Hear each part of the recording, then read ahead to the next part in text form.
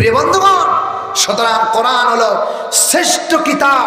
কোরআন দিয়ে আমাদের পার্লামেন্ট চলবে, গ্রাম চলবে, সেনাবাহিনী চলবে, পুলিশ চলবে, কোরআন দিয়ে মুসলমান চলবে, গোটা পৃথিবীর মানুষ চলবে কোরআন দিয়ে। আমরা সেই কোরআনকে পার্লামেন্টে দিতে চাই কি চায় না? প্রিয় ভাই সব, এই কোরআন দিয়ে সমাজ চলবে, গ্রাম চলবে, সেনাবাহিনী চলবে। যদি কোরআন দিয়ে পুলিশ চলে, এই পুলিশ আর সুদ খাইতে পারবে না, ঠিক কিনা বলেন? এই কোরআন দিয়ে যদি সেনাবাহিনী চলে, তাহলে এই সেনাবাহিনী আর কারো পক্ষে সমর্থন করতে পারবে না। এই কোরআন দিয়ে যদি আমাদের দেশ পরিবার চলে, ওই পরিবারের মধ্যে কোনো অশান্তি থাকতে পারে না। এই কোরআন দিয়ে যদি এই দেশ চলে, তাহলে দেশে জিনা ব্যভিচার থাকতে পারে না। চিল্লায় কোন ঠিক কিনা? কারণ ফাদলাম মিনাল্লাহি ওয়া নি'মা, আল্লাহ বলছেন কোরআন হলো সর্বশ্রেষ্ঠ বৃহত্তম একটি আল্লাহর পক্ষ থেকে নিয়ামত। এই নিয়ামত দিয়ে যদি কোরআন দিয়ে বাংলাদেশ চলে, আল্লাহর কসম, বাংলার 56,000 বর্গ মাইলের দেশ সোনার বাংলাদেশ, শান্তির বাতাস ঘুরবে। পৃথিবীতে মাকড়সার জাল সবচেয়ে বড় দুর্বল। এই মাকড়সার জালকে আল্লাহ রাব্বুল আলামিন আনকাবুত দিয়া এই মাকড়সার জালের সাথে তুলনা করেছেন। প্রিয় ভাই সব, বাতাস আসলে মাকড়সার জাল কি ভেঙে যায় না শক্ত হয়? সব ভেঙে টুকরা হয়ে যায়। সুতরাং কাফেরদের ষড়যন্ত্র যত বড়ই হোক না কেন, যত ষড়যন্ত্র বড়ই হোক না কেন, যখন ইসলামী আন্দোলনের ঝড় আসবে, তখন এটা ভেঙে টুকরা হয়ে যাবে। চিল্লা এখন ঠিক কিনা? টুকরা হয়ে গেছে, ঠিক কিনা বলেন? আর শক্তিশালী, এত শক্তিশালী তারা ধারণ করেছিল, 41 বছর পর্যন্ত টার্গেট দিয়ে টিকতে পারে নাই। কারণ মাকড়সার জাল কখনোই বাতাস অপেক্ষা করে চলতে পারে না। চিল্লা এখন ঠিক কিনা? প্রিয় ভাই সব, সে কোরআন থেকে আমরা আলোচনা করব ইনশাআল্লাহ। তো কোরআনে কারীমের সূরা আনকাবুতের প্রথম আয়াতের ভিতরে আল্লাহ রাব্বুল আলামিন তার ক্ষমতা, বড়ত্ব সিস্টেম চালু করেছেন। আলিফ লাম মিম, এর অর্থ পৃথিবীর কোনো মুফাসসির জানেন না, এর অর্থ কোনো দার্শনিক জানেন না, এর অর্থ কোনো আলেম জানেন না, কোনো নবী রাসূলও জানেন না। এর ব্যাখ্যা কেবলমাত্র জানে কে? আরে জোরে বলুন কে? কোরআন শরীফে এমন কিছু আয়াতে কারিমা আছে যেগুলো আল্লাহ ছাড়া এর ব্যাখ্যা দেওয়ার মতো কারো ক্ষমতা নেই। কারণ এটা আল্লাহর বড়ত্ব এবং ক্ষমতা। সবচেয়ে ক্ষমতার মালিক কে? আরো জোরে বলুন। সে আল্লাহ রাব্বুল আলামিন কোরআনের মধ্যে সূরার আয়াতগুলি ঢুকাইয়া আল্লাহর ক্ষমতা, বড়ত্ব প্রমাণ করেছেন। সেই আল্লাহ বলতেছেন, আফা হাসিবতুম আন্না, কি কয়, আহাসিবান নাসু আইয়ুতরাকু আইয়াকুলু আমান্না ওয়া হুম লা ইফতানুন। আল্লাহ বলছেন যে মানুষ কি একথা বললেই আমি কি তাকে ছেড়ে দেব যে আমরা ঈমান এনেছি, তাকে পরীক্ষা করব না? একথা বললেই কি আমরা ছেড়ে দেব? না, কখনো নয়। যারা ঈমান এনেছেন তাদেরকে আল্লাহ পরীক্ষা করাবেন, পরীক্ষা করবেন এবং করেছেন। ঠিক না ভাই? ঠিক। সমস্ত নবীদেরকে আল্লাহ পরীক্ষা করেছেন। যারা ঈমান এনেছে সকল মানুষের কাছেই আল্লাহর পক্ষ থেকে পরীক্ষা এসেছেন। আমাদের উপরে পরীক্ষা আছে না নাই? আছে না নাই? কেন পরীক্ষা করতে চায় আল্লাহ রাব্বুল আলামিন? কেন পরীক্ষা করতে চায়? ওয়ালাকাদ ফাতান্নাল্লাযীনা মিন ক্বাবলিহিম, তোমাদের পূর্বে যারা এসেছিল সকলকে আমি পরীক্ষা করেছি এবং তোমাদেরকেও পরীক্ষা করব, কে সত্যের উপরে টিকে থাকে আর কে মিথ্যার আশ্রয় গ্রহণ করে। এটা আল্লাহ রাব্বুল আলামিন পরীক্ষা করবে। চিল্লায় বলেন ঠিক কিনা? প্রিয় ভাই সব, আমরা কি সত্যের পথে থাকতে চাই না মিথ্যার পথে থাকতে চাই? সত্যের পথে থাকতে চাই। সত্যের পথে যদি প্রাণ দিতে হয়, জান দিতে হয়, কোরআন বুকে নিয়ে মরবো। কারা কারা যে আসাও দুই হাত তুলে আল্লাহরে দেখাও। লিল্লাহি তাকবীর, লিল্লাহি তাকবীর। আল কোরআনের আলো, সংসদে জালো, লিল্লাহি তাকবীর। হাত নামান। তাহলে আমাদের পরীক্ষা আসবে। পরীক্ষা এসেছেন এবং পরীক্ষার সকলকে পরীক্ষা দিতে হবে, পরীক্ষা অবশ্যই দিতে হবে। তো কোরআনে কারীম যেহেতু বলেছেন আমাদেরকে পরীক্ষা দিতে হবে, পরীক্ষার জন্য আমাদেরকে জিহাদের ময়দানে ডাক আসতে পারে। পারে কি পারে না? পরীক্ষা দেওয়ার জন্য জিহাদের ময়দানে ডাক আসতে পারে। সুতরাং জিহাদের ময়দানে যারা আল্লাহর দ্বীন প্রতিষ্ঠার জন্য যারা ঝাঁপিয়ে পড়বে, তারা যদি ইন্তিকাল করেন, আল্লাহ রাব্বুল আলামিন তাদের ব্যাপারে কি বলেছেন আমরা একটু শুনবো ইনশাআল্লাহ। সবাই আমার সাথে পড়েন, আউযু বিল্লাহি মিনাশ الشيطان الرجيم بسم الله الرحمن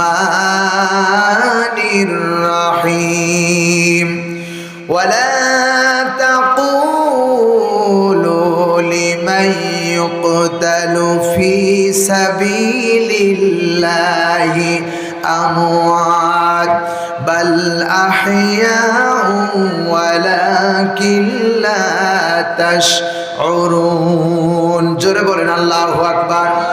মাইকের সাউন্ড কিন্তু ভালো পাচ্ছি না। আমার ভাইরা,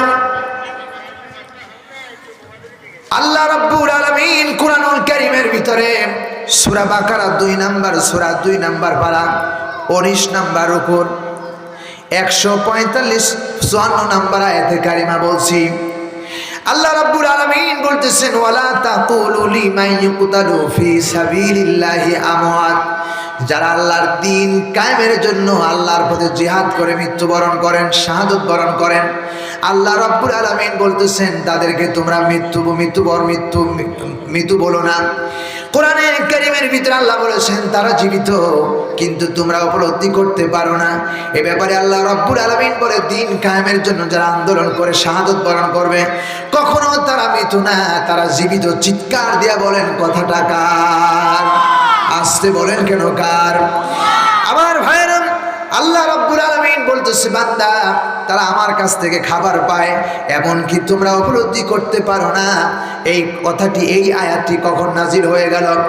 আল্লাহ রাব্বুল আলামিন কুরআনুল কারীমের ভিতরে জবাব দিয়েছেন বদরের প্রান্তরে যখন 6 জন এবং 7 জন আনসার যখন শহীদ হয়ে গেল, আল্লাহ রাব্বুল আলামিন এই সূরাটা নাজিল করলেন, এই আয়াতটুকু নাজিল করলেন এই কারণে, যখন তাদের 6 জন 7 জন যখন তারা আনসার মৃত্যুবরণ করলেন, মৃত্যুবরণ করার সঙ্গে সঙ্গে এলাকার লোকেরা বলা বলি শুরু করে দিল, তারা পার্থিব জীবনের সব কিছু হারায় ফেললো, দুনিয়ার সব কিছু তারা বঞ্চিত হয়ে গেল, খাবার থেকে বঞ্চিত হয়ে গেল, দুনিয়ার সুখ শান্তি থেকে বঞ্চিত হয়ে গেল। আল্লাহ রাব্বুল আলামিন বরদাস্ত করলেন না, আসমান থেকে তার বাণী নাজিল করে বললেন দুনিয়ার মানুষেরা তোমরা যেই ধারণা করেছো শুনে রাখো তাদের জন্য কোনো কল্যাণ নাই, দুনিয়াতে সব কল্যাণ হারায় ফেলেছে। শুনে রাখো ওরা মৃত্যুবরণ করেন নাই, ওরা জীবিত, কিন্তু তোমরা উপলব্ধি করতে পারো না। আল্লাহু আকবার। প্রিয় ভাই সব, এই আয়াত যখন নাজিল হয়ে গেল সাহাবে কেরামদের মন মানসিকতা আরো দিনের প্রতি অটল হয়ে গেল। চিল্লায় বলে ঠিক কিনা? প্রিয় ভাই সব, যারা আল্লাহর দ্বীন কায়েমের জন্য জিহাদ করে, আল্লাহর দ্বীন প্রতিষ্ঠার জন্য যারা আন্দোলন করে, এরা শহীদ হলে এরা মৃত্যুবরণ নয়, এরা মরেন না, এরা জীবিত। এ কথাটা কার? আসতে বলা যাবে না কার? আল্লাহ তাআলা বলতেছেন এখন জিহাদ করব কেন, কি কারণে জিহাদ করব? 3টা বিষয়ে আল্লাহ রাব্বুল আলামিন বলেছেন 3টা কারণে জিহাদ করতে হবে আল্লাহর দ্বীন কায়েমের জন্য। নাম্বার 1, একমাত্র আল্লাহর ভালোবাসা পাওয়ার জন্য জিহাদ করতে হবে, আল্লাহর দ্বীন প্রতিষ্ঠার জন্য জিহাদ করতে হবে। এই কথাটা কার? আরো জোরে বলুন কার? আল্লাহর দরবারে নৈকট্য লাভের জন্য আল্লাহ বলছেন ওসিলা তালাশ করো। আমাদের দেশের অনেক পীর সাহেবরা এই আয়াতটি ব্যাখ্যা করে, প্রিয় ভাই সব, যে তোমরা যদি সত্যিকার আল্লাহর সান্নিধ্য লাভ করতে চাও তাহলে তোমরা উসিলা তালাশ করো। সেই উসিলাটা কি? পীর সাহেবের দরবারে গিয়ে মুরিদ হও, পীর সাহেবের দরবারে মুরিদ হয়ে বায়াত গ্রহণ করে আল্লাহর জান্নাতে যাওয়ার জন্য প্রস্তুত গ্রহণ করো। এ কথা বাজে কথা, মিথ্যা কথা। কোনো পীর সাহেবের বাবার ক্ষমতা নেই যে আপনারে জান্নাত দিতে পারে। জান্নাতের মালিক কে? আসতে বলেন কেন? চিল্লায় বলেন কে? জান্নাতের মালিক হলো আল্লাহ। সুতরাং এখানে ওয়াবতাগু ইলাইহিল ওয়াসিলা, এই ওয়াসিলাতে বলা হয়েছে আল্লাহর দ্বীন কায়েমের জন্য সংগ্রাম করা। চিল্লায় বলেন আল্লাহু আকবার।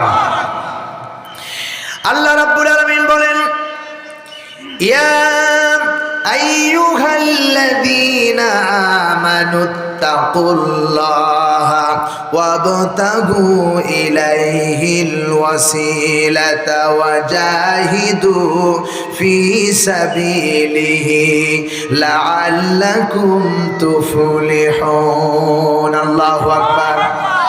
আল্লাহ রাব্বুল আলামিন সূরা মাইদা 5 নম্বর সূরা 6 নম্বর পারা 6 নম্বর উপর 35 নম্বর আয়াত বলছি। আল্লাহ রাব্বুল আলামিন বলতেছে, বান্দারে শুনে রাখো, ইয়া আইয়ুহাল্লাযিনা আমানুত্তাকুল্লাহ, একমাত্র আমি আল্লাহ রাব্বুল আলামিনকে ভয় করো, ওয়াবতাউ ইলাইহিল ওয়াসিলাতা, আর আমার নৈকট্য লাভের জন্য ওসিলা তালাশ করো। সেই ওসিলাটা কি? ওয়াজাহিদু ফি সাবিলিহি, আল্লাহর দ্বীন কায়েমের জন্য আল্লাহর রাস্তায় সংগ্রাম করো। চিল্লায় এখন ঠিক কিনা? এই ওসিলা যদি তালাশ করতে পারো, লাআল্লাকুম তুফলিহুন, তাহলে তোমরা সফল কাম হতে পারবে। যদি আল্লাহর দ্বীন কায়েমের জন্য মানুষ আল্লাহর রাস্তায় জিহাদ করে, আল্লাহ বলছেন এরা সফল কাম হতে পারবে। চিল্লায় বলেন ঠিক কিনা? আমরা কি আল্লাহর দ্বীন কায়েমের জন্য জিহাদ করতে প্রস্তুত আছি কিনা? প্রিয় ভাই সব, এই জিহাদ মানে মারামারি নয়, এই জিহাদ মানে তরবারি দিয়ে যুদ্ধ নয়। এই জিহাদটা হলো অন্যায়কে দূরীভূত করে, অন্যায়কে দূর থেকে হেঁটাইয়া, সমাজ থেকে হেঁটাইয়া, এবং গ্রাম থেকে হেঁটাইয়া, পরিবার থেকে হেঁটাইয়া, এরপরে পার্লামেন্ট থেকে হেঁটাইয়া ন্যায় প্রতিষ্ঠা করার নাম হলো জিহাদ। চিল্লায় এখন ঠিক কিনা? আর এটা প্রতিশ্রুতি, এই কাজ প্রতিষ্ঠান করার জন্য যেটা যদি তরবারি ধরতে হয়, তাহলে তরবারি ধরে জিহাদ করে। এই জিহাদের এটা হলো চূড়ান্ত রূপ। এইভাবে যদি বান্দা জিহাদ করে, তাহলে আল্লাহ রাব্বুল আলামিন বলতেছেন সেই বান্দা সফল কাম হতে পারবে। চিল্লায় বলেন আল্লাহু আকবার। সফল যদি হতে চায়, আল্লাহর দ্বীন কায়েমের জন্য জিহাদ করতেই হবে। চিল্লায় বলেন সুবহানাল্লাহ। এখন জিহাদ করব কারা? কারা জিহাদ করবে? আল্লাহর দ্বীন কায়েমের জন্য জিহাদ করবে কারা? এ ব্যাপারে কোরআন শরীফে আল্লাহ রাব্বুল আলামিন তথ্য দিয়েছেন। জিহাদ করবে কারা? প্রিয় ভাই সব, আল্লাহ তাআলা বলতেছেন, আল্লাযীনা আমানু ইউকাতিলুনা ফি সাবিলিল্লাহ ওয়াল্লাযীনা কাফারু ইউকাতিলুনা ফি সাবিলিত তাগুত ফাকাতিলু আউলিয়া আশ-শাইতান ইন্না কাইদাশ-শাইতানি কানা দাঈফা। জোরে বলেন আল্লাহু আকবার। আল্লাহ রাব্বুল আলামিন আজ থেকে ১৫০০ বছর আগে কোরআনুল কারীমের ভিতরে বলেছেন, বান্দাগুলি শুনে রাখো, যারা ঈমানদার, যারা ঈমান এনেছে, আল্লাহর প্রতি যারা ঈমান এনেছে, রাসূলের প্রতি যারা ঈমান এনেছে, পরকালের প্রতি যারা ঈমান এনেছে, কোরআনের প্রতি যারা ঈমান এনেছে, পরকালের প্রতি যারা ঈমান এনেছে, তাকদীর ভালোবাসার প্রতি যারা ঈমান এনেছে, তারা দ্বীন কায়েমের পথে, আল্লাহর পথে লড়াই করবে। আর যারা কাফের মুশরিক, তারা শয়তানের পথে জিহাদ করবে। চিল্লায় এখন ঠিক কিনা? তাগুতের পথে তারা জিহাদ করবে, আর মুসলমানরা জিহাদ করবে আল্লাহর পথে। চিল্লায় বলেন ঠিক কিনা? আমরা কার পথে জিহাদ করতে চাই? আল্লাহর পথে জিহাদ করতে চাই। আল্লাহ রাব্বুল আলামিন বলতেছে, বান্দারে জিহাদ করো আমি আল্লাহর রাস্তায়। কোরআনে কারীমের ভিতরে জন্য আল্লাহ রাব্বুল আলামিন বলতেছে, বান্দারে যারা আল্লাহর দ্বীন কায়েমের জন্য জিহাদ করবে, আল্লাহ বলেন, ওয়াল্লাযীনা কুতিলু ফি সাবিলিল্লাহি ফালাই ইউদিল্লা আমালাহুম। যারা আল্লাহর রাস্তায়, আল্লাহর দ্বীন কায়েমের জন্য যারা জিহাদ করবে, আল্লাহ বলেন তাদের একটি আমল আমি আল্লাহ রাব্বুল আলামিন নষ্ট করব না। সব আমলগুলো আমি আল্লাহ সুন্দর করে তাদের আমল নামায় লিখে রাখবো। জোরে বলেন সুবহানাল্লাহ। এ কথা কার? আসতে বলেন কেন কার? আল্লাহ রাব্বুল আলামিন বলেন জিহাদ করতে হবে যেন আল্লাহর রাস্তায়। এই আল্লাহর রাস্তায় যারা দ্বীন কায়েমের জন্য জিহাদ করবে, আল্লাহ রাব্বুল আলামিন 3টা পর্যায়ে জিহাদ করার জন্য বলেছে। 1 নাম্বার, আল্লাহ রাব্বুল আলামিনের ভালোবাসা পাওয়ার জন্য জিহাদ করতে হবে। 2 নাম্বার, জাহান্নামের আগুন থেকে বাঁচার জন্য আল্লাহর রাস্তায় জিহাদ করতে হবে। 3 নাম্বার, আল্লাহর জমিন, আল্লাহর দ্বীন প্রতিষ্ঠার জন্য জিহাদ করতে হবে। চিল্লায় এখন ঠিক কিনা? আল্লাহর দ্বীন কায়েমের জন্য জিহাদ করেছেন নবী রাসূলুল্লাহ, সাহাবায়ে কেরামরা জিহাদ করেছেন, জিহাদের ময়দানে জীবন দিয়েছেন। আল্লাহর দ্বীন থেকে 1 ইঞ্চি নড়ে যান না। ঠিক না? ঠিক প্রিয় ভাই সব। সুতরাং আল্লাহ রাব্বুল আলামিন কোরআনে কারীমের ভিতরে স্পষ্ট ভাষায় বলেছেন, আল্লাহর ভালোবাসা পাওয়ার জন্য জিহাদ করতে হবে। একথা আল্লাহ রাব্বুল আলামিন কোরআনে কারীমের মধ্যে বলেন, ইন্নাল্লাহ ইউহিব্বুল্লাযীনা ইউকাতিলুনা ফী সাবীলিহি সাফফান কাআন্নাহুম বুনয়ানুম মারসুস। আল্লাহু আকবার। আল্লাহ রাব্বুল আলামিন বলেন সূরা সাফ 61 নম্বর সূরা 28 নম্বর পারা প্রথম নম্বর উপর 4 নম্বর আয়াতে কারিমা আল্লাহ রাব্বুল আলামিন বলতেছে, বান্দারে ইন্নাল্লাহা নিশ্চয় আল্লাহ তাআলা ইউহিব্বুল্লাযীনা ওই সমস্ত মানুষদেরকে ভালোবাসে যারা আল্লাহর দ্বীন কায়েমের জন্য সিসার আল্লাহর দ্বীনের পথে আল্লাহর পথে অবিচল থাকে, এদেরকে আল্লাহ রাব্বুল আলামিন ভালোবাসে। চিৎকার দিয়া বলেন আল্লাহু আকবার। জান দিতে পারি, মাল দিতে পারি, আল্লাহর দ্বীন থেকে দূরে যেতে পারে না মুসলমান। চিল্লায় কোন ঠিক কিনা? প্রিয় ভাই সব, সুতরাং আমার দেশের অনেক মানুষ আল্লাহর দ্বীন প্রতিষ্ঠার জন্য জান দিয়েছে, প্রাণ দিয়েছেন। তার এক নম্বরে হলো মাওলানা দেলোয়ার হোসেন সাঈদী সাহেব। চিল্লায় কোন ঠিক কিনা?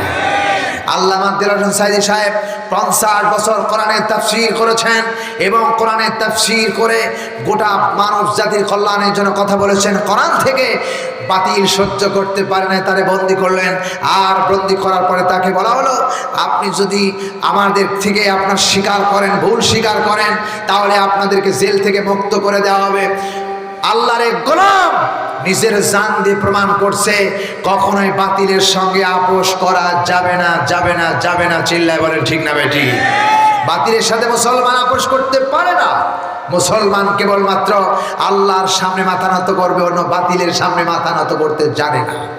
ঠিক কিনা বলেন? প্রিয় ভাই সাহেব, মাওলানা দেলোয়ার হোসেন সাঈদী সাহেব এই পৃথিবীতে যত কথা বলেছেন, আমার বিশ্বাস সব কথাগুলো বর্তমান সমাজের সাথে মিলে গেছে। বলেন ঠিক না বেঠিক? তিনি ভবিষ্যৎবাণী যা করেছিলেন সব কথাগুলো আজকে ওপেন হয়ে গেছে, বাস্তব হয়ে গেছে। প্রিয় ভাই সব, আগামী দিন কি আসবে আমরা জানি না, তবে আমরা বিশ্বাস করি মুসলমানরা যদি ঐক্যবদ্ধ হতে পারে তাহলে আগামী পার্লামেন্ট কোরআনের পার্লামেন্ট হবেই হবে ইনশাআল্লাহ। ঠিক কিনা বলেন? আর কোরআনের পার্লামেন্ট যদি হয়, আমার বিশ্বাস এই সমাজে কোনো দুর্নীতি থাকবে না, সাদাবাজ থাকবে না, মানুষ হত্যা থাকবে না। চিল্লায় বলেন ঠিক না বেটি? সুতরাং মুসলমান চায় আল্লাহর দ্বীন প্রতিষ্ঠা করে ন্যায় ইনসাফ ভিত্তিক একটি সমাজ গড়তে, ন্যায় ইনসাফ ভিত্তিক একটি পরিবার গড়তে, ন্যায় ইনসাফ ভিত্তিক একটি রাষ্ট্র গড়তে, ন্যায় ইনসাফ ভিত্তিক একটি পার্লামেন্ট গড়তে, ন্যায় ইনসাফ ভিত্তিক একটি গ্রাম গড়তে, একটি পরিবার গড়তে মুসলমানরা ঐক্যবদ্ধ হতেছেন। চিল্লায় বলেন ঠিক না বেঠি? প্রিয় ভাই সব, আমরা চাই বাংলাদেশ ইসলাম এই বাংলার জমিনে প্রতিষ্ঠিত হোক এবং ন্যায় ইসলাম প্রতিষ্ঠিত হয়ে গোটা রাষ্ট্রের মধ্যে শান্তির বাতাস বইতে থাকুক। এটা মুসলমান কারা চাও? দুই হাত তুলে আল্লাহরে দেখাও। লিল্লাহে তাকবীর।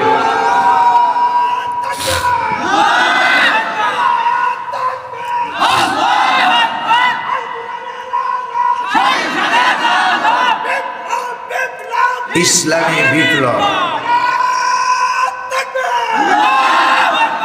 আমার বন্ধুগণ, সুতরাং আমাদেরকে আল্লাহর ভালোবাসার জন্য আল্লাহর পথে জিহাদ করতে হবে। এ কথা কার? আসতে বলা যাবে না, চিল্লায় বলেন কার? যারা আল্লাহর দ্বীন কায়েমের জন্য নিজের জীবনটাকে উৎসর্গ করে পাসিরের মতো, সীসা ঢালা পাসিরের মতো দাঁড়িয়ে যুদ্ধ করবে, এদেরকে আমার আল্লাহ ওয়াদা দিয়েছেন, আমি আল্লাহ ভালোবাসি। চিল্লায় বলেন ঠিক কিনা? প্রিয় ভাই সব, সুতরাং আল্লাহর ভালোবাসা পেতে হলে জিহাদের বিকল্প নয়, জিহাদ করতেই হবে, আল্লাহর পথে চলতেই হবে, আল্লাহর পথ থেকে দূরে যাওয়া যাবে না। চিল্লায় বলেন ঠিক না ঠিক? প্রিয় ভাই সব, যদি আপনি জিহাদের ময়দানে যান, জিহাদের ময়দানে গিয়ে কখনো মুসলমানরা যারা মুসলমান তারা পিছনে ফিরে না, জিহাদের ময়দানে মুসলমানরা বুক টান করে আগামী দিনের জন্য ইসলামকে প্রতিষ্ঠা করার জন্য সামনের দিকে আগায়, মুসলমান কখনো পিছু হয় না। এর বাস্তব প্রমাণ সাহাবায়ে কেরামরা দিয়েছে। চিল্লায় বলেন ঠিক কিনা? এই জিহাদের জন্য সাহাবায়ে কেরামদেরকে রাসূল পাক সাল্লাল্লাহু আলাইহি সাল্লাম আল্লাহর দ্বীন প্রতিষ্ঠার জন্য জিহাদের ময়দানে শামিল হওয়ার জন্য রাসূল পাক সাল্লাল্লাহু আলাইহি সাল্লাম বদরের ময়দানে সাহাবায়ে কেরামদেরকে প্রস্তুত করতেছিলেন।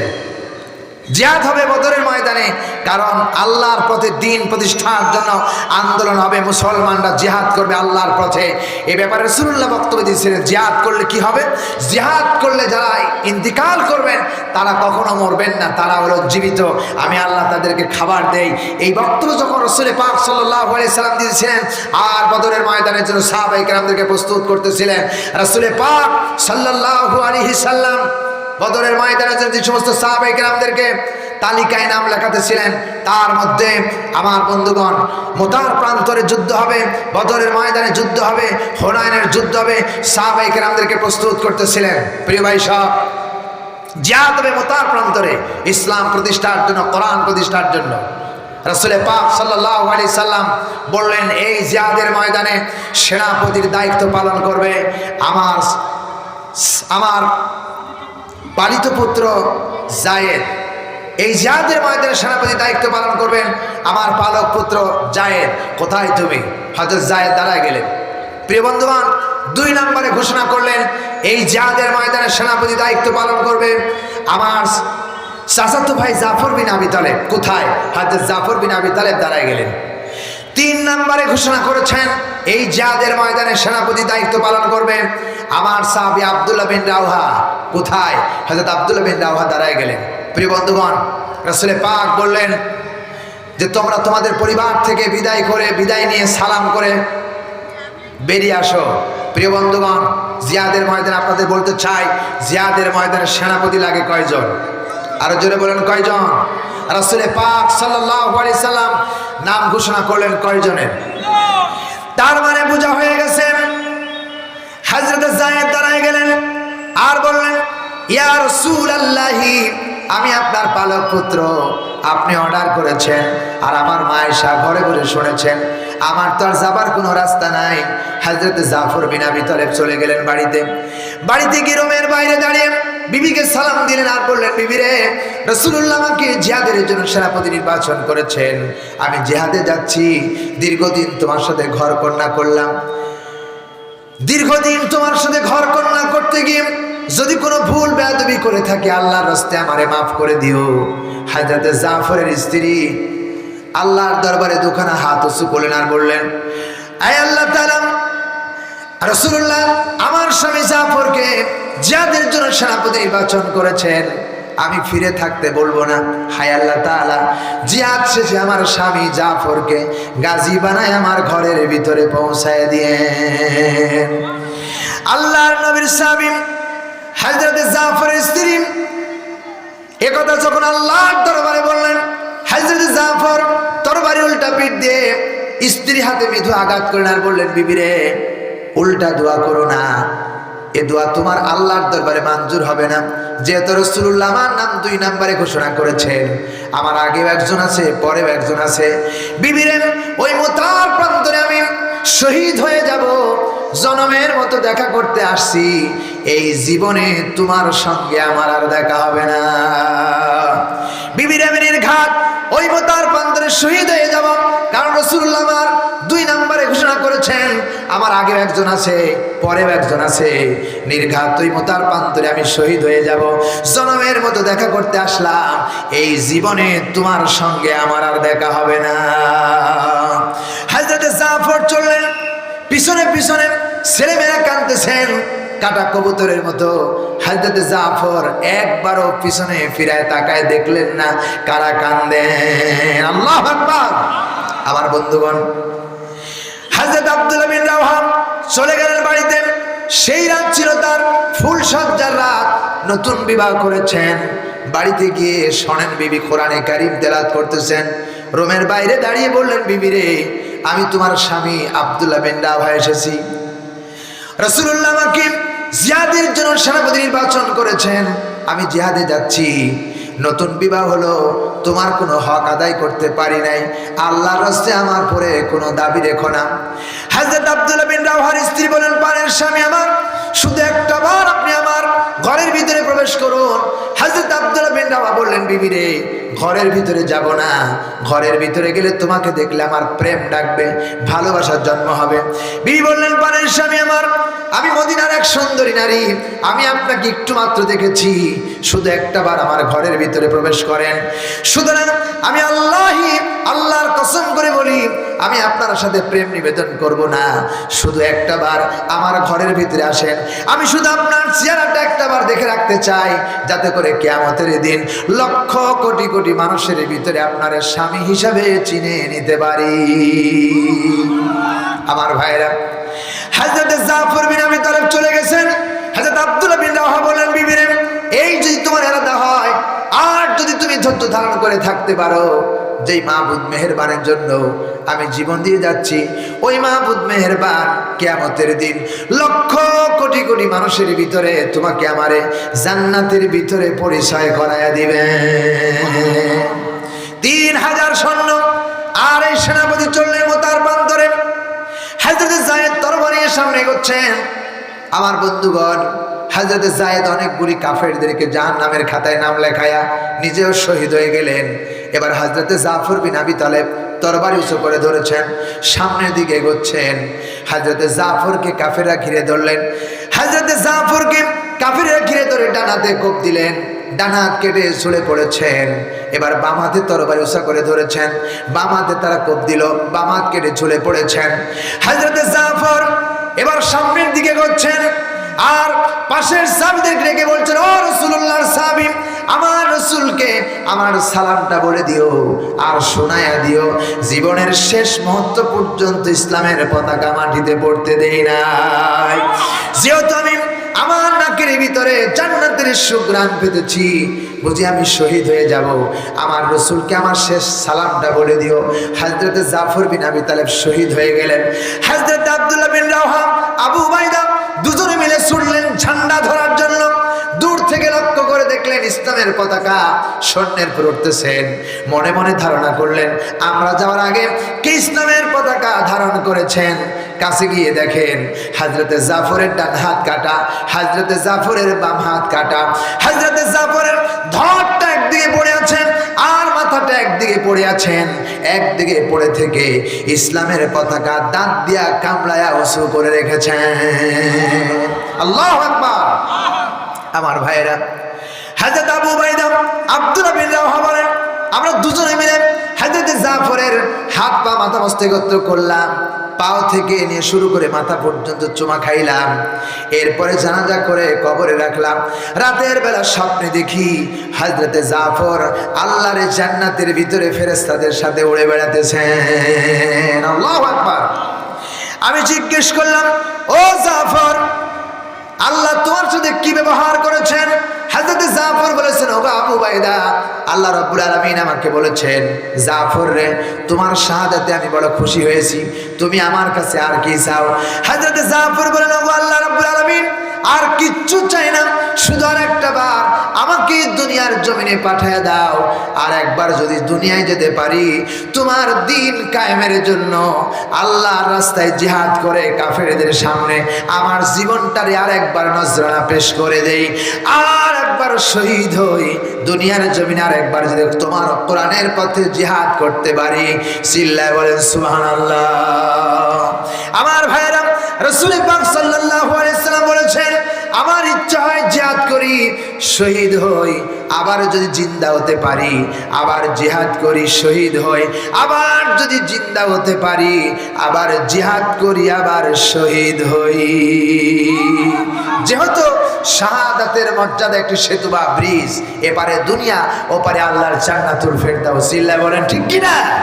যারা আল্লাহর দ্বীন কায়েমের জন্য নিজের জীবনটাকে আল্লাহর সামনে নজরানা পেশ করে, খুশি হন কে? আসতে বলা যাবে না কে?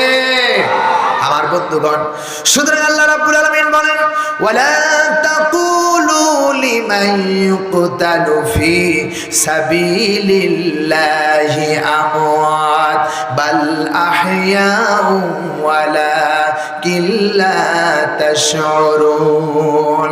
আল্লাহর দ্বীন কায়েমের জন্য যারা শাহাদাত বরণ করেন, মৃত্যুবরণ করেন, তাদেরকে তোমরা মৃত্যু বলো না, তারা জীবিত। এ কথা আল্লাহ রাব্বুল আলামিন ১,৫০০ বছর আগে বলেছেন। চিল্লায় বলেন ঠিক কিনা? আমার ভাইরা, আল্লাহ রাব্বুল আলামিন তাই তো বলি বান্দারে আল্লাহর দ্বীন কায়েমের জন্য জিহাদ করতে হবে। জিহাদ করলে কি হবে? আল্লাহ পাক বলেন, ইয়াগফির লাকুম যুনুবাকুম ওয়া ইউদখিলকুম জান্নাতিন তাজরি মিন তাহতিহাল আনহার ওয়া মাসাকিন তাইয়িবাতান ফি জান্নাতি আদন যালিকাল ফাউজুল আযীম। জোরে বলুন আল্লাহু আকবার। একটু আওয়াজ দিয়ে বলুন আল্লাহু আকবার। খুব খারাপ লাগতেছে বুঝি? হ্যাঁ প্রিয় ভাই সাহেব, আল্লাহ রাব্বুল আলামিন বলেন, যারা আল্লাহর দ্বীন কায়েমের জন্য যারা আল্লাহর পথে সংগ্রাম করবেন, আল্লাহ রাব্বুল আলামিন তাদের জীবনের সমস্ত গুনাহ খাতাকে মাফ করে দিবেন। কে বলতেছেন? জোরে বলুন, কে বলতেছেন? সব গুনাহ খাতা মাফ করে দিবেন। আল্লাহর দ্বীন কায়েমের জন্য যারা শাহাদাত বরণ করবেন তাদের জীবনে সব গুনাহ খাতা মাফ করে দিবেন। এমনকি আল্লাহ বলেন তাদেরকে দাখিল করবেন এমন জান্নাতের ভিতরে যার তলদেশ দিয়ে ঝর্ণা দ্বারা প্রবাহিত, এবং সেখানে পবিত্র পবিত্র স্থানীয় জায়গা, স্থায়ী জায়গা আল্লাহ তাদের জন্য রেখেছেন। রাব্বুল আলামিন বলেন, দালিকাল ফাউজুল আযীম। এটাই হলো মুসলমানদের এবং ইমানদারদের সবচেয়ে বড় পাওয়া, পুরস্কার। চিল্লায় বলেন সুবহানাল্লাহ। মুমিন তো জান্নাত পাওয়ার জন্যই সংগ্রাম করবে, চেষ্টা করবে। প্রিয় ভাই সব, সুতরাং জীবনের একটি সেকেন্ড যতক্ষণ পর্যন্ত আমাদের জান থাকবে ততক্ষণ লড়তে হবে কার রাস্তায়? আরো জোরে বলুন, কার রাস্তায়? প্রাণ যদি চলেও যায় তো আল্লাহর রাস্তায়, আল্লাহর দ্বীন কায়েমের জন্য আমাদেরকে সংগ্রাম করতে হবে। সুবহানাল্লাহ বলবেন না? প্রিয় ভাই সব, তাহলে এক নম্বরে আল্লাহর ভালোবাসা পাওয়ার জন্য, আল্লাহর দ্বীন কায়েমের জন্য সাহাবায়ে কেরামরা জিহাদ করেছেন। আমার বন্ধুগণ, এখানে শেষ নয়। বদরের প্রান্তরে আমার বন্ধুগণ রাসূল পাক সাল্লাল্লাহু আলাইহি সাল্লাম সাহাবায়ে কেরামদেরকে প্রস্তুত করতেছেন। সেখানে একই কথা এসেছেন। আমার বন্ধুগণ, ছোট্ট দুইটা বাচ্চা হযরত মাআজ আর মুআজ্জাজ রাদিয়াল্লাহু তাআলা আনহু, একজনের বয়স 9 বছর আর একজনের বয়স হলো 11 বছর। আল্লাহর নবী সাহাবায়ে কেরামদেরকে প্রস্তুত করতেছেন, নির্বাচন করতেছেন। দুটো যুবক, দুইটো বালক দাঁড়ায় গেছেন। আল্লাহর নবী বলতেছেন, মাআজ আর মুআজ্জাজ, বদরের প্রান্তরে তোমরা জিহাদ করতে পারবে না, সেখানে তোমার যাওয়ার কোনো প্রয়োজন নাই। হযরতে মাআজ আর মুআজ্জাজ বলছেন, ইয়া রাসূলুল্লাহি, ইয়া হাবিবাল্লাহ, সমস্ত কাফিররা আল্লাহর নবীর বিরুদ্ধে তরবারি ধরবে আর রাসূলকে দুনিয়া থেকে বিদায় করে দেওয়ার জন্য তরবারি ধরবে। আমরা কি ওই জিহাদের ময়দানে শরীক হতে পারবো না? সাহাবায়ে কেরামদেরকে আল্লাহ রাসূল প্রস্তুত করতেছেন, কিন্তু ছোট্ট দুইটা বালক দাঁড়ায় গেছেন। আল্লাহ রাসূল বলেন, তোমাদেরকে নেওয়া যাবে না, তোমরা জিহাদের ময়দানে টিকতে পারবে না, তরবারি ধরতে পারবে না। ছোট্ট মাস বলতেছেন, ইয়া রাসূলুল্লাহি, আমরা জিহাদের ময়দানে যেতে চাই, কোরআনের পক্ষে আন্দোলন করতে চাই। প্রিয় ভাই সাহেব, রাসূল বললেন, তোমাদেরকে নেওয়া যাবে না। ছোট্ট বালক দুইটা দাঁড়ায় গেছেন। আল্লাহ রাসূল বলতেছেন, তোমাদেরকে নেওয়া যাবে না। এবার বড়জন বলতেছেন, আমার ইয়া রাসূলুল্লাহ, ইয়া হাবিবাল্লাহ, আপনি আমাদের কেন নেবেন না? ছোট্ট মানুষ, তোমাদেরকে জিহাদের ময়দানে নিতে পারি না, তোমরা যেতে পারবে না। আমার বন্ধুগণ, রাসূল পাক সাল্লাল্লাহু আলাইহি সাল্লামের এই প্রস্তুতির সবাই যখন তাদেরকে প্রস্তুত করতেছেন, বড়জন লাইনে দাঁড়ায় গেছেন, দুই ভাই লাইনে দাঁড়ায় গেছেন। বড়টা 11 বছরের বয়স, ছোট্ট মানুষ তথাপি লম্বা, এই মানুষটা দাঁড়ায় গেছেন। এমন সময় রাসূলুল্লাহ মেপে মেপে দেখলেন বড়টাকে নেওয়া যায় কিন্তু ছোটটাকে নেওয়া যায় না। বড়টাকে আল্লাহর নবী বদরের জন্য সিলেকশন দিলেন। ছোট্ট মাছ ডেকে ডেকে বলতেছেন, ইয়া রাসূলুল্লাহি, আমার বড় ভাইকে নেবেন, আমারে নেবেন না। আল্লাহ রাসূল বললেন, তোমাকে নেওয়া যাবে না। ছোট্ট মাছ ডেকে বলতেছেন, ইয়া রাসূলুল্লাহ, আমার বড় ভাইকে জিহাদের ময়দানের জন্য সিলেকশন দিয়েছেন, আমার বড় ভাইকে নেবেন, আমারে নেবেন না। আমার বড় ভাইয়ের সঙ্গে কুস্তি লাগায় দেন, যে কুস্তি করে জিতবে সেই বদরের ময়দানে জিহাদে অংশগ্রহণ করবে। কি ঈমান! আমার রাসূল বললেন, ঠিক আছে, তাই করা হলো। দুই ভাই যখন বদরের ময়দানে যাওয়ার জন্য প্রস্তুত হয়েছেন, রাসূল পাক সাল্লাল্লাহু আলাইহি সাল্লামের সামনে দুই ভাইকে কুস্তি লড়াই করতে লাগাই দিলেন। বড় ভাই ছোট ভাইকে এমন ভাবে আঘাত করেছেন, ছোট ভাই মাটির মধ্যে পড়ে গেছেন। বুকের পরে বসে বলতেছেন, মুআজ্জাজ, বদরের ময়দানে জিহাদের জন্য যাওয়ার জন্য বড় শখ হয়েছে। রাসূলুল্লাহ তোমাকে নেবে না, তুমি যাবে। এবার ছোট্ট মুআজ্জাজ দেখে বলছে, বড় ভাই একটু অপেক্ষা করো, বড় ভাই একটি কথা বলতে চাই, তোমার কানটা আমার মুখের সঙ্গে লাগায় দাও। এবার বন্ধুগণ আমার বড় ভাই ছোট ভাইয়ের মুখের সঙ্গে কানটা লাগায় দিলেন। ডাক দিয়ে মুআজ্জাজ বলতেছেন, বড় ভাই আমি জানি আপনার সাথে কোনোদিন যুদ্ধ করে, আপনার সাথে কোনোদিন মোলাকাত করে পারবো না, তবে শুনে রাখুন ওই বদরের ময়দানে যদি আপনি জিহাদের ময়দানে অংশগ্রহণ করেন আর যদি শহীদ হয়ে যান, তাহলে আমার অনেক আগে আপনি জান্নাতে চলে যাবেন। শুনে রাখো বড় ভাই, সুতরাং আমাকে একটু সুযোগ করে দাও, আমরা দুই ভাই মিলে বদরের ময়দানে গিয়ে দুই ভাই শহীদ হয়ে যাব, আর দুই ভাই মিলে এক আল্লাহর জান্নাতে বসবাস করতে চাই। আল্লাহু আকবার। বন্ধুগণ আমার বড় ভাই কানটা মুখের সঙ্গে লাগাই দিয়েছেন, বলতেছেন ছোট ভাই কি বলতে চাও?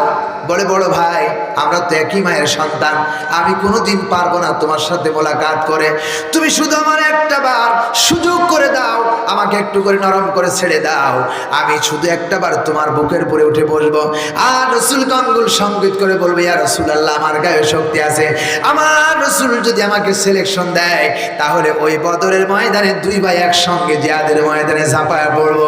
চিল্লায় এখন আল্লাহু আকবার।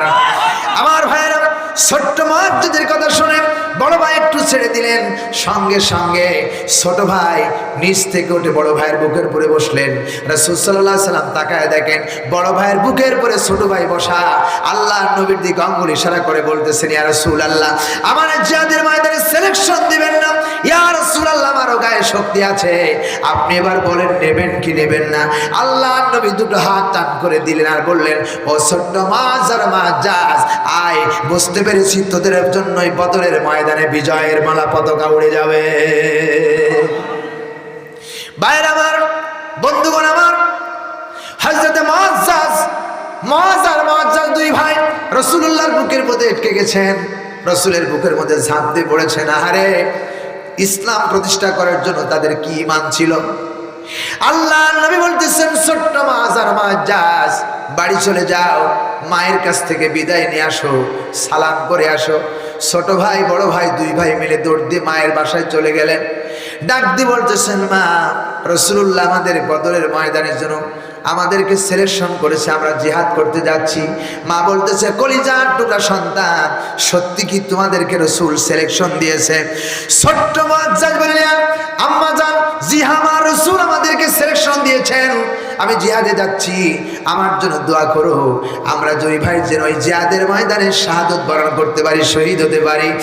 আল্লাহর নবীর দুইটা সাহাবী এভাবে যখন মায়ের কাছে বলতেছেন, মা বলতেছেন, কলিজার টুকরা সন্তান সত্যি কি রাসূলুল্লাহ সিলেকশন দিয়েছে?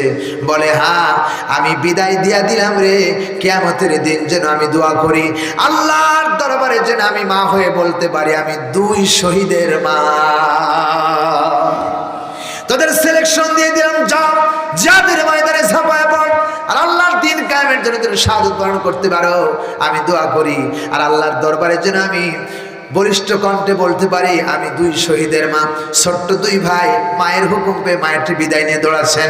মা এবার পিছন থেকে ডাক দিয়ে বলেন, ছোট্ট মুআজ্জাজ শুনে রাখো, জিহাদের ময়দানে খালি হাতে গেলে চলবে না, তোমরা তরবারি নিয়ে যাও। বাবাই ছিল না, ছোট্ট মানুষ মায়ের কথায় ডাকে ফিরে আসলো। মুআজ্জাজ বলেছেন, বড় ভাই বুঝতে পেরেছি মা বুঝি আমাদেরকে যেতে দিবে না, কেন পিছন থেকে ডাকতেছেন? মুআজ্জাজ বলেন, সামনের দিকে আগালেন, মা ডেকে বলতেছেন, কলিজার টুকরা সন্তান রে, এই জিহাদের ময়দানে তরবারির প্রয়োজন হবে, একটু দাঁড়াও একটু দাঁড়াও, তরবারি নিয়ে যাও। ছোট্ট মুআজ্জাজ ডেকে বলে, মা আমাদের ঘরে কোনো তরবারি নাই, তরবারি কেনার মতো টাকা পয়সাও নাই, আমরা কেমনে তরবারি পাবো? মা বলে, একটু দাঁড়াও, বাড়ির পাশে ছিল একটু খেজুরের গাছ, একটা খেজুরের গাছ থেকে একটা বাকল কেটে নিয়ে আসলেন, বাকল কেটে দুই খণ্ড করলেন, মুআজ্জাজের হাতে ধরায় দেন আর বললেন, কলিজার টুকরা সন্তান, হাজার হাজার কাফিরের বিরুদ্ধে এই খেজুরের ডালায় তোদের জন্য তরবারি। চিল্লায় এখন সুবহানাল্লাহ। দুটো ভাই খেজুরের ডালা নিয়ে দৌড়াচ্ছে। বদরের প্রান্তরে যখন চলে গেলেন, বদরের প্রান্তরে এক সাহাবী আব্দুর রহমান আল্লাহর কাছে দুটো নাম সবচেয়ে বেশি প্রিয়, একটা হলো আব্দুল্লাহ আর একটা হলো আব্দুর রহমান। চিল্লায় বলেন ঠিক কিনা?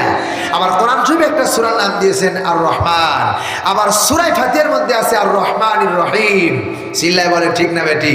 প্রিয় ভাই সাহেব, আব্দুর রহমান দাঁড়ায় আছেন, ছোট্ট মুয়াজ্জাজ ডেকে বললেন, চাচা এই জিহাদের ময়দানে বদরের প্রান্তরে সবচেয়ে বড় কাফের কোনটা, ওইটা আমারে দেখায় দেন। এবার আব্দুর রহমান ডেকে ডেকে বললেন, কলিজার টুকরা সন্তানেরা, অত বড় সেনাপতির কাছে তোমরা যুদ্ধ করে টিকতে পারবে না, সেখানে যাওয়ার প্রয়োজন নাই। ছোট্ট মুয়াজ্জাজ বলতেছেন, চাচা আমরা আমাদের প্রশ্নের জবাব পাই নাই, আমাদেরকে দেখায় দেন এই জিহাদের ময়দানে সবচেয়ে কাফেরদের মধ্যে সবচেয়ে বড় লিডার কোনটা, ওইটা আমারে দেখায় দেন। হযরত আব্দুর রহমান বলেন, তাদের ভাষায় বুঝতে পারলাম তারা বলতেছেন কোনটা বড় কাফের ওইটা আমারে দেখায় দেন। আমি মনে মনে ধারণা করলাম তাদের যে ইমানের পাওয়ার দেখতেছি, আমার মনে হচ্ছে এই ছোট্ট দুইটা বালকের দ্বারাই বদরের প্রান্তরে ইসলামের পতাকা উড়ে যাবে। এবার হযরত আব্দুর রহমান আঙ্গুল ইশারা করে বললেন, দেখো এই যে বড় ঘোড়ার পরে যে লোকটা বসে আছে, এই লোকটা হলো আবু জেহেল। এটাই হলো মুসলমানদের জন্য সর্ববৃহত্তম শত্রু, কোরআনের শত্রু, রাসূলুল্লাহর শত্রু। হযরত আব্দুর রহমান বলেন, শুধু আঙ্গুল ইশারা করে একটাবার এরকম করে দেখায় দিয়েছি, সঙ্গে সঙ্গে দৌড়ায়া দুটো ভাই ওইখানে চলে গেছেন।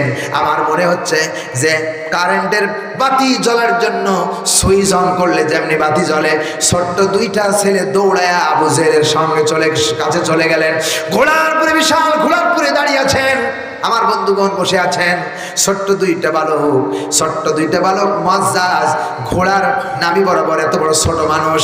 এবার ডেকে ডেকে বলে, আবু জাহেল তুমি রাসূলুল্লাহর বিরুদ্ধে আন্দোলন করতে এসেছো, রাসূলুল্লাহর বিরুদ্ধে আন্দোলন করতেছো, কোরআনের বিরুদ্ধে আন্দোলন করতে এসেছো, সুতরাং ঘোড়ার থেকে নিচে দাঁড়াও, নিচে নেমে দাঁড়াও, দেখাচ্ছি মজা। কিন্তু আবু জেহেল কোনো কথাই শুনলেন না। ছোট্ট মুয়াজ্জাজ ডেকে বলেন, আমার বড় ভাই শুনে রাখো, আমাদের কথা শুনবে না, শুধু এই জিহাদের ময়দানে বসে থাকলে চলবে না, আমাদের মায়ের দেওয়া খেজুরের বাকল দিয়ে চল আমরা শুরু করে দেই। ছোট্ট দুইটা বালক খেজুরের ডালা দিয়ে ঘোড়ার সামনের পায়ের উপরে কোপ দিলেন, সঙ্গে সঙ্গে খেজুরের ডালা দিয়ে কোপ দেওয়ার সঙ্গে সঙ্গে ঘোড়ার দুটো পাও কেটে আলাদা হয়ে গেছে। আল্লাহু আকবার। প্রিয় ভাই সাহেব, আমার দেশে যখন ঈদুল আজহা আসে, ঈদুল আজহার সময় কুরবানি হয়, এই কোরবানির সময় চাপ্পড় দিয়া গরুর হাড্ডি কাটা যায় না, চাপ্পড় ভেঙে যায়, ঠিক কিনা বলেন? কিন্তু দুটো খেজুরের ডালা দিয়ে যখন ঘোড়ার পায়ের পরে কোপ দিয়েছেন, দুটো পাও কেটে পড়ে গেছেন, ঘোড়া মাটিতে পড়ে গেছেন, আবু জেহেল এবার মাটিতে পড়ে গেছেন। ছোট্ট মুয়াজ্জাজ খেজুরের ডালা দিয়া একের পর এক আঘাত করতে শুরু করেছেন।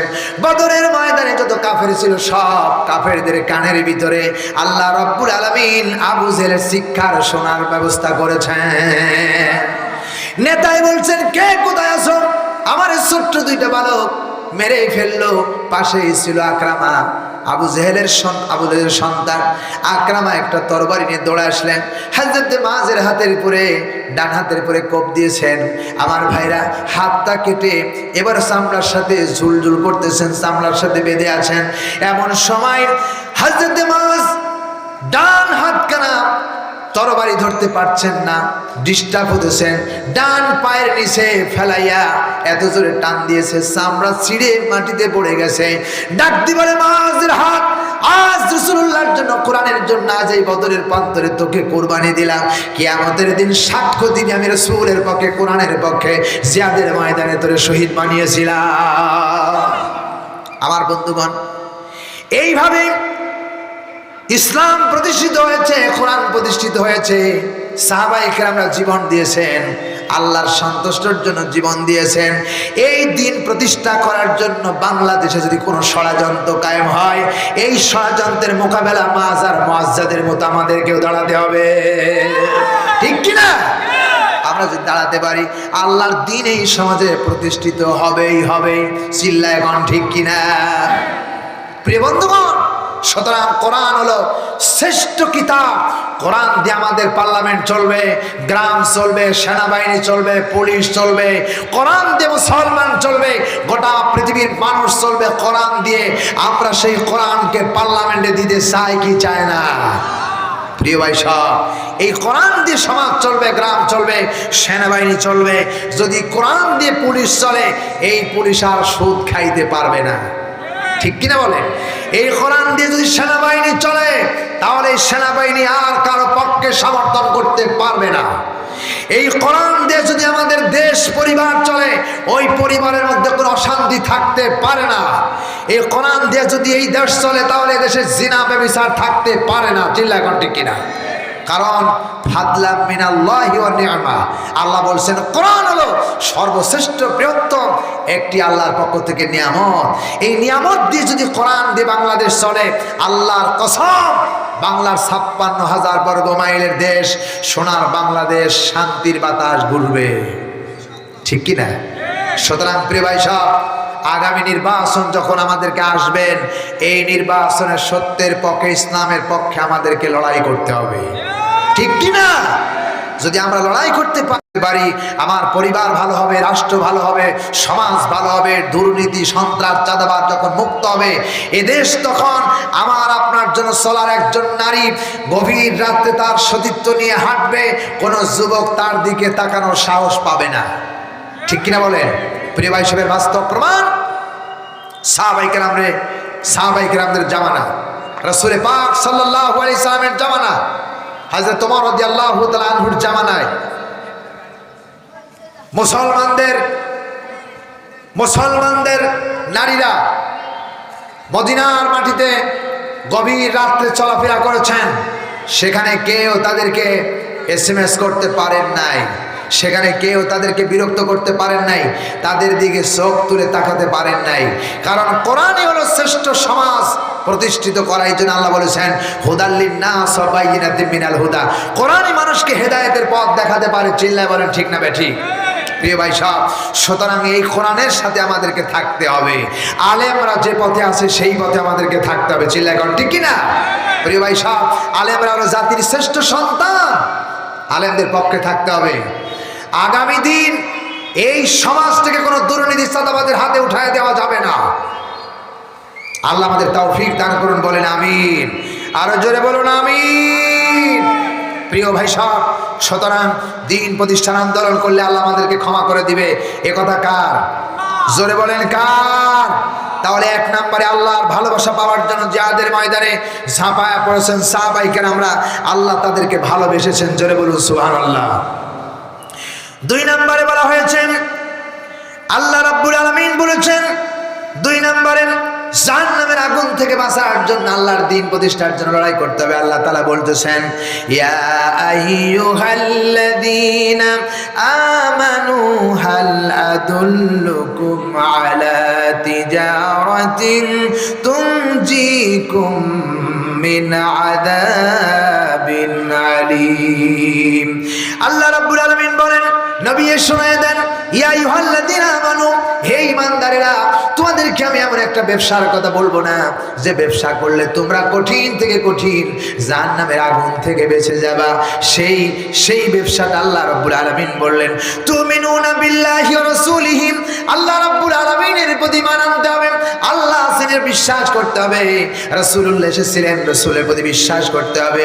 ওয়া তুজাহিদুনা ফি সাবিলিল্লাহ, আর আল্লাহর দ্বীন কায়েমের জন্য আল্লাহর রাস্তায় জিহাদ করতে হবে। বিআমওয়ালিকুম ওয়া আনফুসিকুম, জান আর মাল দিয়া আল্লাহর রাস্তায় যদি জিহাদ করতে পারো, যালিকুম খায়রুল লাকুম, এটা উত্তম কাজ, ইন কুনতুম তা'লামুন, তোমরা যদি বোঝো। আল্লাহর কসম করে বলি, জাহান্নামের আগুন থেকে বাঁচার একটাই রাস্তা, সেটা হলো আল্লাহর দ্বীন কায়েমের জন্য প্রচেষ্টা করা, ঠিক কি না? আল্লাহর দ্বীন প্রতিষ্ঠার জন্য আমাদের কাজ করতে হবে। প্রিয় ভাই সব, সুতরাং এই দ্বীন প্রতিষ্ঠার আন্দোলন যারাই করবে, যেই দলের কর্মী হোক না কেন, আল্লাহ রাব্বুল আলামিন তাদেরকে অবশ্যই এই মর্যাদা দান করবেন। আল্লাহ রাব্বুল আলামিন তাদের জান এবং মাল আল্লাহর দরবারে কবুল হবে। ভাইরা আমার, সুতরাং জাহান্নামের আগুন থেকে বাঁচতে হলে আল্লাহর দ্বীন কায়েমের জন্য যারা লড়াই করেছেন তারা বেঁচে গেছেন, আর যারা দ্বীন কায়েমের জন্য লড়াই করবে তারাও বেঁচে যাবেন। এই কথা কার? আরো জোরে বলেন কার? আমার ভাইয়েরা, তাহলে এই জিহাদের ময়দানে রাসূল পাক সাল্লাল্লাহু আলাইহি সাল্লাম হাদিস শরীফের ভিতরে বলেছেন, রাসূলের কাছে এক বেদুইন সাহাবী এসে বললেন, ইয়া রাসূলুল্লাহি ইয়া হাবিবাল্লাহ, আল্লাহর কাছে সবচাইতে গুরুত্বপূর্ণ আমল কোনটা? আল্লাহ কোন আমলটাকে বেশি ভালোবাসে কথা আমাদেরকে জানায় দেন। আল্লাহর নবীর কাছে সাহাবী বললেন, আইয়ু আমালি আহাব্বা ইলাল্লাহি তাআলা, ইয়া রাসূলুল্লাহ, আল্লাহ রাব্বুল আলামিন কোন আমলটাকে বেশি ভালোবাসেন আমাদেরকে জানায় দেন। আল্লাহ রাসূল বললেন, আল্লাহ রাসূল বললেন, ক্বালা আল জিহাদু ফি সাবিলিল্লাহ, আল্লাহর দ্বীন কায়েমের জন্য যারা জিহাদ করে এই আমলটা আল্লাহ রাব্বুল আলামিনের কাছে অনেক দামি আমল। চিল্লায় বলেন সুবহানাল্লাহ। আল্লাহর দ্বীন প্রতিষ্ঠার জন্য আল্লাহর রাস্তায় জিহাদ করতে হবে। আমার ভাইরা, আল্লাহ রাব্বুল আলামিন এই জন্য বলেছেন, প্রিয় ভাই সব, জাহান্নামের আগুন থেকে বাঁচার জন্য যারাই দ্বীন প্রতিষ্ঠার আন্দোলন করবে তারাই জাহান্নামের আগুন থেকে বেঁচে যাবে। আল্লাহু আকবার। আর সেই জাহান্নামের আগুনটা কি? আল্লাহর নবী বলেছেন, জাহান্নামের আগুন হলো আমার বন্ধুগণ দুনিয়ার আগুনের 70 ভাগের, জাহান্নামের আগুনের 70 ভাগের 1 ভাগ হলো দুনিয়ার আগুন। এই আগুন 1 সেকেন্ড সহ্য হয় না। জাহান্নামের আগুন বড় কঠিন আগুন আমার বন্ধুগণ। আর জাহান্নামের আগুন শুধু আগুনই না, জাহান্নামের গভীরতা এত বড় গভীরতা যা 70,000 বছর গড়ে গড়ে একটা পাথর জাহান্নামের তলিতে পৌঁছে যায়। এত গভীর করে জাহান্নামকে আল্লাহ রাব্বুল আলামিন বানিয়েছেন। এই জাহান্নাম থেকে মুক্ত হবার একটাই রাস্তা, আল্লাহর পথে দ্বীন কায়েমের রাস্তায় জিহাদ করা। চিল্লায় এখন সুবহানাল্লাহ। কত গভীর জাহান্নাম আগুন। প্রিয় ভাই সব, আল্লাহর নবী বলেছেন, আমি মসজিদে নববীর পাশে বসা, সাহাবায়ে কেরামদেরকে নিয়ে বসা, হঠাৎ করে কানের ভিতরে একটা আওয়াজ ভেসে আসলো। রাসূল বললেন, সাহাবীরা রে, কোন আওয়াজ, কোথা থেকে কিসের আওয়াজ আসে তোমরা কি জানো? সাহাবীরা বললেন, ইয়া রাসূলুল্লাহি, এই ব্যাপারে আল্লাহ এবং আল্লাহ রাসূলই ভালো জানেন, আমরা জানি না। আল্লাহর নবী বলেন, ও আমার সাহাবীরা, আজ থেকে 70,000 বছর আগে জাহান্নামের তলায় জাহান্নামের মুখে একটা পাথর ছেড়ে দিয়েছেন। সেই পাথরখানা গড়ে গড়ে গড়ে গড়ে 70,000 বছর পরে জাহান্নামের তলিতে পৌঁছে গেল। আমার বন্ধুগণ, বিশ্বাস করার তোমাদেরকে বলতে চাই, যদি 2 তলা ছাদ থেকে, বিল্ডিং থেকে একটা পাথরের বস্তা ছেড়ে দাও আর একটি তুলার বস্তা ছেড়ে দাও, আমার মনে হয় তুলার বস্তা জমিনে আগে আসবে না পাথর আগে আসবে? জোরে বলেন কোনটা? আল্লাহ রাব্বুল আলামিন তুলার বস্তার কথা বললেন না, রাসূলুল্লাহ তুলার বস্তার কথা বললেন না, আল্লাহর নবী পাথরের কথা বলেছেন। কারণ হলো পাথর সবচেয়ে ভারী জিনিস। একটা পাথর জাহান্নামের মুখে ছেড়ে দিয়েছেন, 70,000 বছর লেগেছে ওই জাহান্নামের তলাতে পৌঁছতে।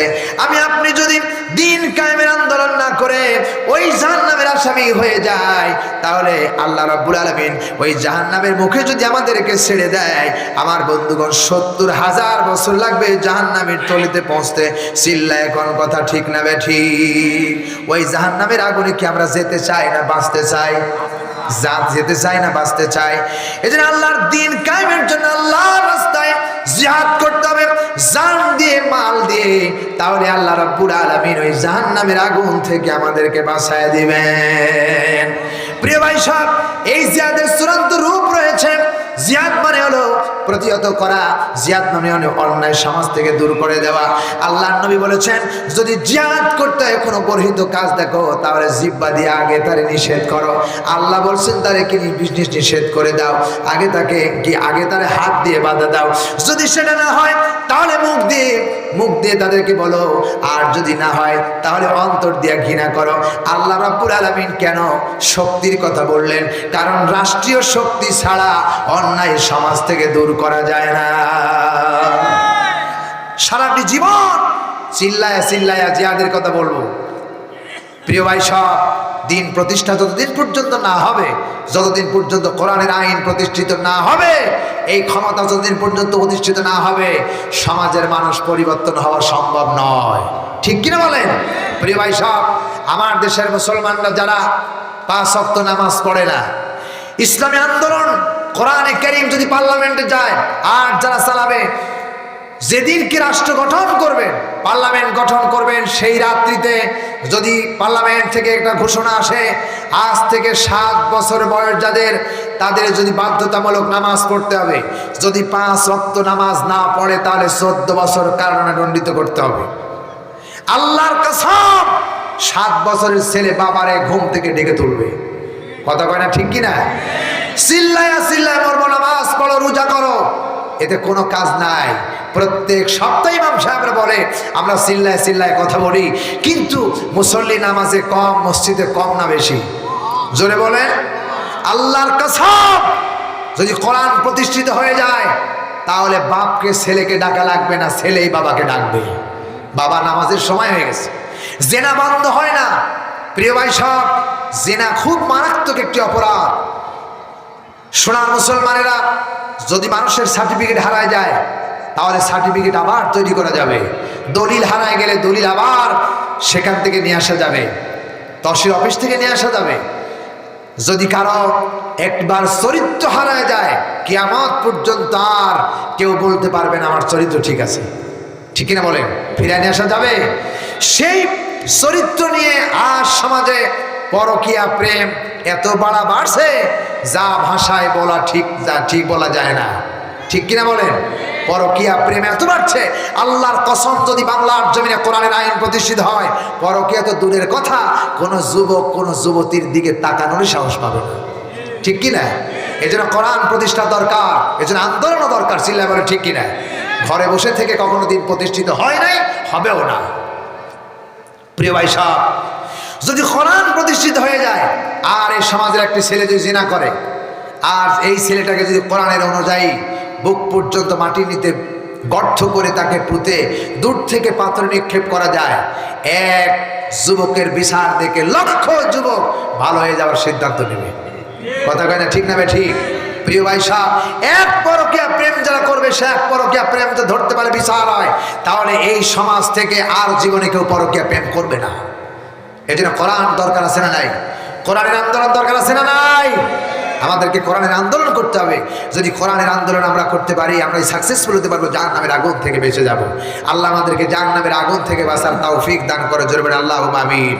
কারণ আপনি যেই আন্দোলন করতে যাবেন, আপনার এই মুখ দিয়ে ইসলামী আন্দোলনের কথা বলতে হবে। কারণ এই জিহ্বা কিয়ামতের ময়দানে আপনি ইসলামী আন্দোলনের কথা বলেছেন কিনা এবং দিন প্রতিষ্ঠার আন্দোলনের কথা বলেছেন কিনা, এ ব্যাপারে আপনাকে প্রশ্ন করা হবে। ঠিক কিনা বলেন?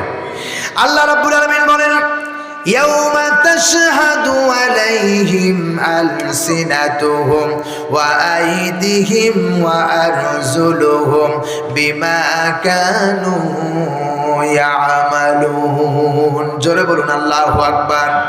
আল্লাহ রাব্বুল আলামিন বলেন, যেদিন ইয়াউমা তাশহাদু আলাইহিম আলসিনাতুহুম, আপনার জিহ্বাকে আল্লাহ জিজ্ঞেস করবেন, এই জিহ্বা দিয়া কি বলেছিলি বল। জিহ্বা আপনার পক্ষে অথবা বিপক্ষে সাক্ষ্য দিবে। এই জিহ্বা দিয়া যদি আপনি দিন কায়েমের আন্দোলনের কথা বলেন, আল্লাহর সামনে এই জিহ্বা দাঁড়ায় বলবে, আল্লাহ এই জিহ্বা দিয়ে আমার দিন কায়েমের আন্দোলনের কথা বলেছিল।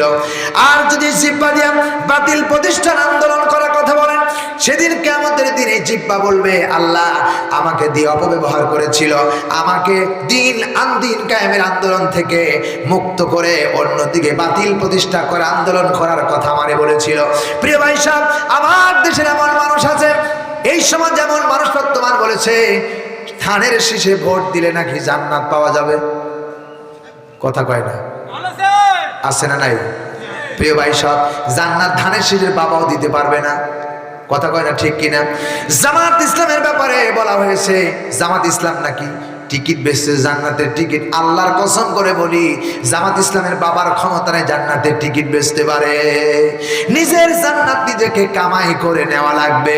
চিৎকার দিয়া বলেন কথা ঠিক কিনা? জান্নাতে যেতে হলে আল্লাহর দ্বীন প্রতিষ্ঠান আন্দোলন করে কোরআন যা বলে তাই আমাদেরকে সাপোর্ট করতে হবে। কোরআনে যেভাবে বলে সেভাবে আমাদের করতে হবে। বিমা রাকাল্লাহ, রাসূল আপনি আপনার কাজ চালায় যান, কোরআন দিয়ে চালায় যান। জোরে বলুন সুবহানাল্লাহ। প্রিয় ভাই সাহেব, আমাদেরকে কোরআনের কথা, সঠিক কথা বলতে হবে। কারণ আল্লাহ রাব্বুল আলামিন বলেছেন, ওয়ালা তালবিসুল হাক্কা বিল বাতিল ওয়া তাকতুমুল হাক্কা ওয়া আনতুম তা'লামুন। শোনো মুসলমানেরা, হক আর বাতিল কখনো এক নয়। হক আর বাতিল কখনো এক নয়। জেনে শুনে খবরদার হককে গোপন করবে না, বাতিলকে সাপোর্ট করবে না। চিল্লায় কোন ঠিক কিনা? প্রিয় ভাই সাহেব, কোরআনে কারীমের মধ্যে আল্লাহ রাসূলকে বলা হয়েছে, ওয়ালা তাকুল্লিল খাইনিনা খাসিমা। হে রাসূল, আপনি কোন বিশ্বাসঘাতক বেঈমানদের পক্ষ আপনি নেবেন না। আপনি নেবেন কেমন হক এবং ইনসাফ ভিত্তিক প্রতিষ্ঠান আন্দোলনের পক্ষ নেবেন। চিল্লায় কোন ঠিক কিনা? আমি কোরআন দিয়ে বলছি বিমা আরাকাল্লাহ, কোরআন যা বলেছে সেইভাবে আপনাকে করতে হবে। সুবহানাল্লাহ বলবেন না? প্রিয় ভাই সাহেব, সুতরাং কোরআনে জিহাদের ব্যাপারে প্রায় 500-র উপরে আয়াত রয়েছে। মুসলমানরা বলে, আমার দেশের অনেক মুসলমানরা বলে আমরা শরীয়তের আইন বিশ্বাস করি না। যারা বলে শরীয়তের আইন বিশ্বাস করি না, শরীয়তের আইন হলো কোরআন। কথা কয় না, ঠিক কিনা? যারা বলে শরীয়তের আইন বিশ্বাস করি না, এ লোকটি মরবে কাফের নাস্তিক হয়ে, ঠিক কিনা বলেন? প্রিয় ভাই সব, এই সমস্ত মানুষকে যদি আবার আপনার মূল্যবান ভোটটা দিয়ে যদি সমাজে প্রতিষ্ঠা করেন, আল্লাহর কসম ওরা যতগুলি অন্যায় কাজ করবে সব আপনার আমলনামায় জমা হবে। কথা বলে না, কথা বলে না? প্রিয় সম্মানিত ভাইরা, আবার বলতেছে আমরা মদিনার রাষ্ট্র কায়েম করতে চাই, মদিনার রাষ্ট্র প্রতিষ্ঠা করতে চাই, মদিনার ইসলাম প্রতিষ্ঠা করতে চাই। জামাত ইসলামের আইন আমরা প্রতিষ্ঠা করতে চাই না। জামাত ইসলাম বাংলাদেশে কোন আইন প্রতিষ্ঠা করতে চায় না। জামাত ইসলাম বাংলাদেশে আল্লাহর কোরআনের আইন প্রতিষ্ঠা করতে চায়, ঠিক কিনা? মদিনার ইসলাম নয়, বাংলার ইসলাম নয়, ইসলাম প্রতিষ্ঠা করতে হবে। ইন্না দ্বীনা ইনদাল্লাহিল ইসলাম, আল্লাহর মনোনীত জীবন ব্যবস্থা প্রতিষ্ঠা করার নাম হলো ইসলাম। মদিনার ইসলাম যারা প্রতিষ্ঠা করতে চায় তাদের মুখে দাড়ি নাই, কথা কয় না? মদিনার ইসলাম যারা প্রতিষ্ঠা করতে চায় তারা সাদাবাজি সন্ত্রাস মদিনার ইসলাম সাপোর্ট করে না, ঠিক কিনা? মদিনার ইসলাম যদি কায়েম করতে চাও, পাথর দিয়া মানুষ হত্যা করা যায় না, ঠিক কিনা? এটার নাম ইসলামী আন্দোলন, এটার নাম কোরআনের আন্দোলন। প্রিয় ভাই সব, কার পক্ষে যাবে কার বিপক্ষে যাবে এটা বলার জন্য আমি আসি নাই, আমি এসেছি আল্লাহর কোরআনের সঠিক কথা বলার জন্য, ঠিক কিনা বলেন? সুতরাং মন খারাপ হতে আপনার মন খারাপ হতে পারে। ওয়ালিল্লাহি মা ফিস সামাওয়াতি ওয়া মা ফিল আরদ ওয়া কাফা বিল্লাহি ওয়াকিলা, এই গোটা আকাশ এবং জমিনের মালিকানা রাজত্ব কার? আরো জোরে বলেন কার? এগুলো সব পরিচালনা করে কে? আসতে বলে না কে? সূর্য চালায় কে? চন্দ্র চালায় কে? তারকা চালায় কে? সূর্য পশ্চিম পূর্ব দিক থেকে পশ্চিমে নিয়ে যায়, আবার পশ্চিম থেকে চন্দ্রকে উঠায়া পূর্ব দিকে নিয়ে যায়। চন্দ্র আস্তে আস্তে করে ডিলেট হয়ে যায়, আবার নতুন চাঁদ তুলে দেয় কে? সেই আল্লাহর জমিনে আল্লাহর দ্বীন প্রতিষ্ঠা করার জন্য আকিমুদ্দিন, নামাজ পড়া যেমন ফরজ, বলা হয়েছে আকিমুস সালাত, বলা হয়েছে নামাজ প্রতিষ্ঠা করো, আকিমুদ্দিন প্রতিষ্ঠা করে। ওই একই কোরআনের কথা, ইসলামী আন্দোলন করে দিন প্রতিষ্ঠা করতেই হবে, চিল্লা বলেন ঠিক কিনা? এটা ফরজ। প্রিয় ভাই সাহেব, সুতরাং কোরআন দিয়ে যদি দেশ চলে তাহলে এদের শান্তি থাকবে, কোরআন ব্যতীত শান্তি আশা করা যায় না। ভাইয়ের আমার, সুতরাং এই জিহ্বা দিয়ে দিন ইসলামের আন্দোলনের কথা বলতে হবে, হকের কথা বলতে হবে। হক আর বাতিল কখনো এক নয়। আল্লাহ রাব্বুল আলামিন বলতেছে, বান্দারে তোমাদেরকে বলতে চাই শুনে রাখো, আল্লাহ রাব্বুল আলামিন বলেছেন অকুল জাআল হক ওয়া যাকাল বাতিল ইন্নাল বাতিলা কানা যাহুকা। আল্লাহ বলেন, হে নবী আপনি গোটা পৃথিবীর মানুষকে কথা শোনায় দেন আর বলে দেন হক চিরদিন টিকে থাকবে, বাতিল নিভে যাবে। আমার ভাইরা আমার শুনে রাখো, হক তো প্রতিষ্ঠিত হবে আর বাতিল তো নিভেই যাওয়ার জিনিস, বাতিল নিভে গেছে।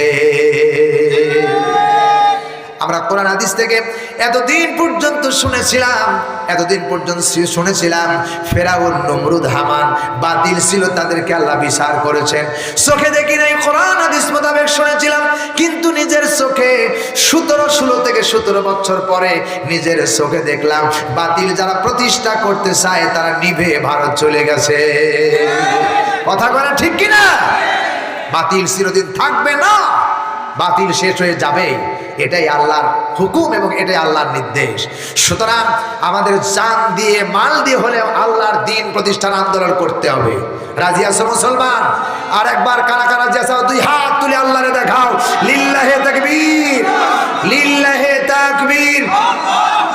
আল কোরআনের আলো সংসদে জালো, লিল্লাহে তাকবীর।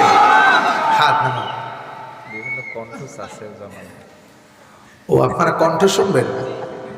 ওরে বাবা, গলা ভাঁজ। আল্লাহ, গলা ভাঁজ করবো। কোনটা শোনেন বলেন? ওখানে উল্লেখ আছে তো, শুনতেছেন কোনটা? বাংলাদেশের টপ 10টা টপ। শুনলেন কোনটা তখন? সাইদি সাহেব বোঝা যায়? জি বলি আলহামদুলিল্লাহ।